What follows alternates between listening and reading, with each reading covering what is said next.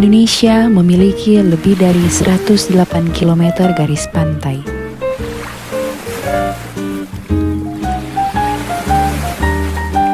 Di sana, jutaan orang menggantungkan hidup pada sektor kelautan dan perikanan. Namun, di balik narasi kejayaan maritim, ada resiko kesehatan yang nyata dan seringkali terabaikan.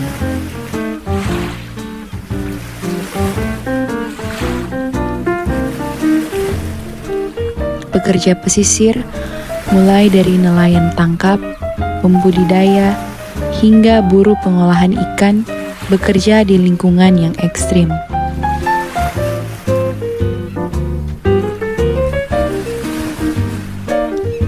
Hari ini, kita akan membedah secara mendalam 3 pilar utama,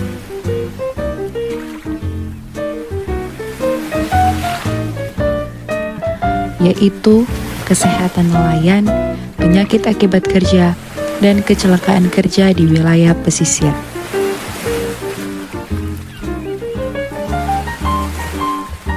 Selamat datang di pembahasan mengenai kesehatan kerja di wilayah pesisir. Pertama, kita bicara soal kesehatan para nelayan dan pelaku usaha perikanan.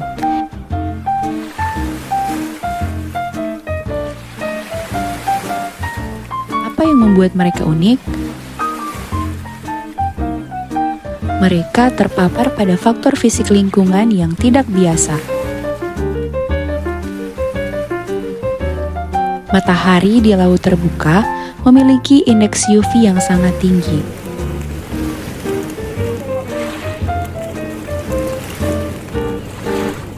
Tanpa pelindung, ini bukan hanya soal kulit terbakar, tapi resiko katarak dan kanker kulit jangka panjang.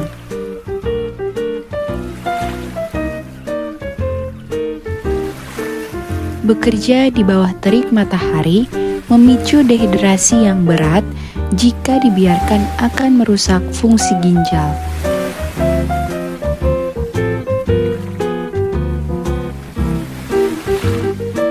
Dan banyak nelayan tradisional masih kesulitan akses air bersih di atas kapal yang memicu masalah pencernaan kronis.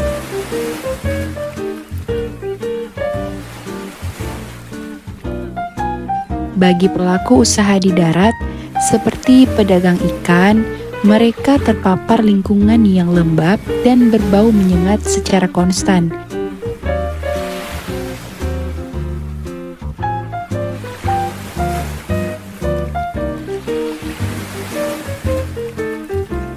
Yang mempengaruhi kesehatan pernapasan dan kenyamanan psikologis mereka.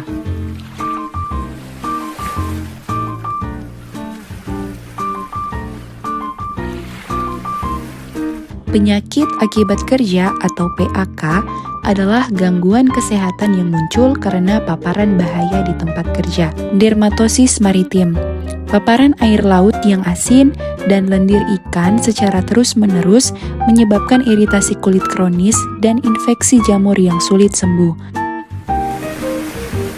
Di wilayah pesisir, spektrumnya sangat luas. Gangguan muskuloskeletal,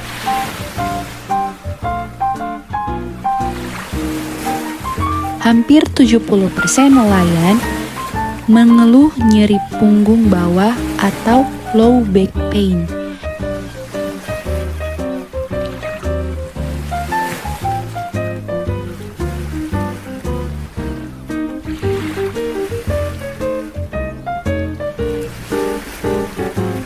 Ini akibat teknik mengangkat beban yang salah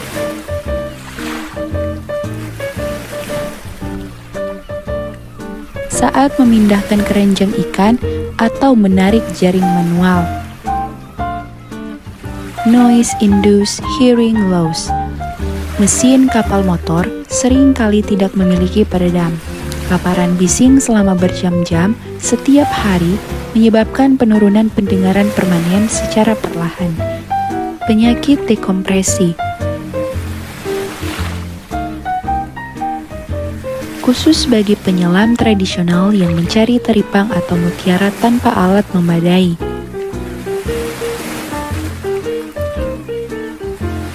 Gelembung nitrogen dalam darah mereka bisa menyebabkan kelumpuhan sendi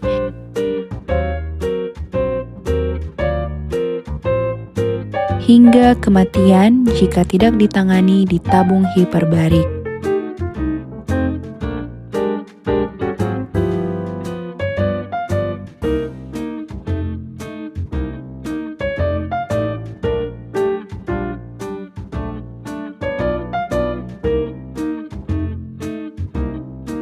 Pterygium, sering disebut mata berlemak, yaitu tumbuhnya selaput di bola mata akibat iritasi kronis dari angin laut, debu, dan sinar matahari. Ketiga, kecelakaan kerja. Mengapa angka kecelakaan di pesisir tetap tinggi?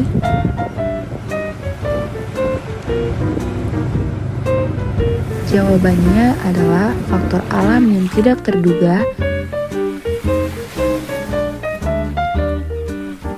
digabung dengan kurangnya budaya ketiga atau keselamatan dan kesehatan kerja.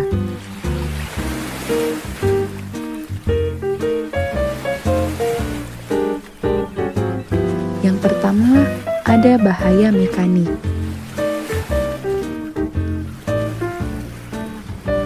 Seperti terjepit mesin penarik jaring atau tertusuk duri ikan beracun.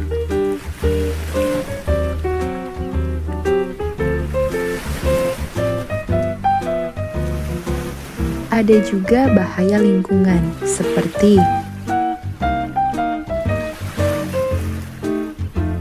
lantai dermaga yang licin karena lumut dan sisa minyak ikan sering menyebabkan cedera kepala atau patah tulang. Kemudian ada kecelakaan di laut, kapal karam karena cuaca buruk atau kegagalan mesin di tengah laut.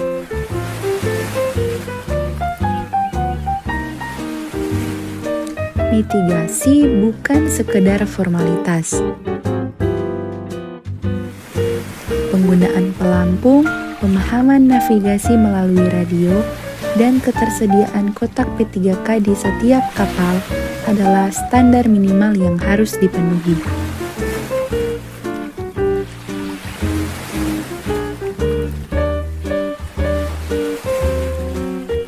Menjaga kesehatan kerja di wilayah pesisir memerlukan pendekatan multisektoral.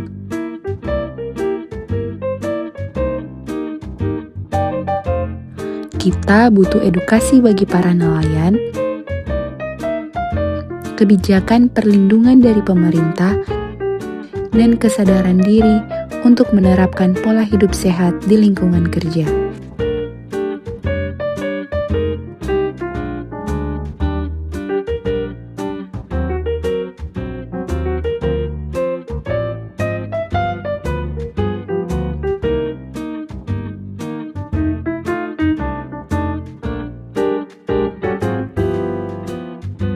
Sebagai masyarakat maritim, kita harus memastikan bahwa mereka yang memberi kita makan dari hasil laut juga terlindungi kesehatannya.